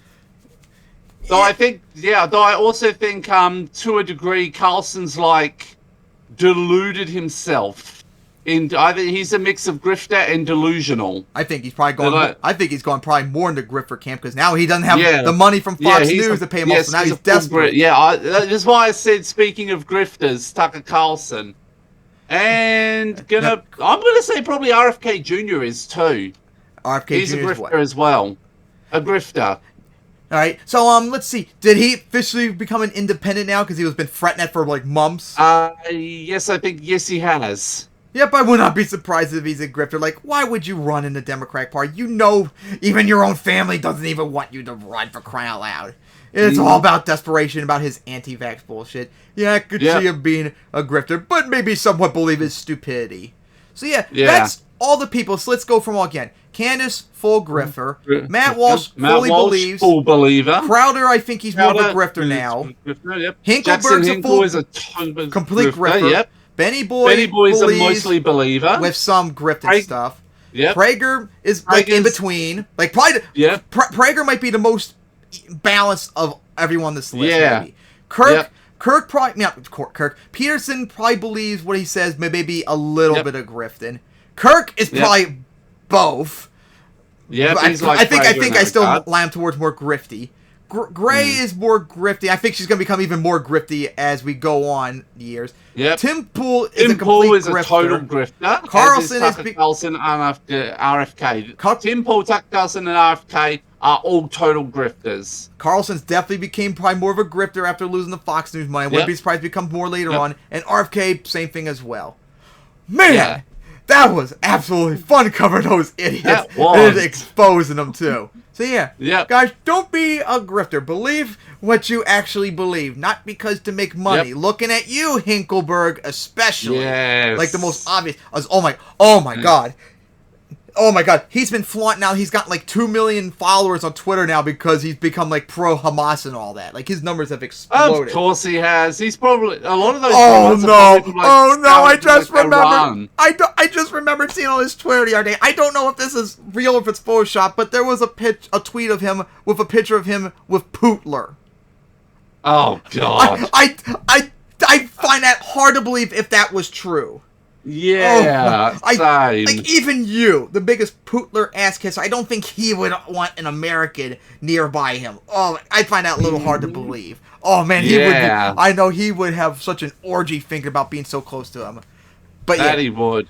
So don't be a grifter. Believe what you believe because you think it's right, not because it makes money. Just like how we are. Like, dude, I'm freaking demonetized for almost a year now. I make no money for this, although I honestly probably didn't make any money from last, since every episode either would get demonetized or semi-demonetized. But I'm still gonna believe what I want because the evidence says progressives rock, conservatives eat shit, and conservatism is bad. I don't make any money off my stuff. I wonder, maybe we should see in the future if we could do like a grifter thing, but like of progressives instead. Ooh, we could. And I know something we just forgot to we both forgot to add. Good old Jimmy Dore. Oh, Dore, complete grifter. Dore's drifter, complete grifter. Dore's a complete grifter. Yep. So maybe we should do that in the future. Grifters among the left, because there are definitely a lot of people on the left that are absolutely stupid that should be called out. Man, there's going to be so many of them that probably become like full Dore or Hinkleberg in the last few years. Absolutely pathetic. They're either going to go... also, every single libertarian from the late 2010s was a grifter. Every single one of them is now either a leftist or a Nazi. There is no... From the late 2010s to now, there are no libertarians who are still libertarians. They're all either lefties or completely irrelevant or Nazis. There is no in between. Or maybe Nazis and irrelevant, like Carl. Yes, or Stephanie Manure. Oh, I haven't heard that name in so long after Vosh clowned him. It's been a few years, because I think he completely vanished when he completely died when he actually finally got banned from YouTube. Alright, guys. Well, that was very fine, all that. So, that is all the topics. We definitely maybe need to consider that for the next episode for grifters on the left. But then we're going to have to write down all the lists on who's a grifter and who's not. But anyways, guys. That's going to be a long one. Yep. But anyways, guys, that is going to wrap it up here. So, see you guys next time for episode 89.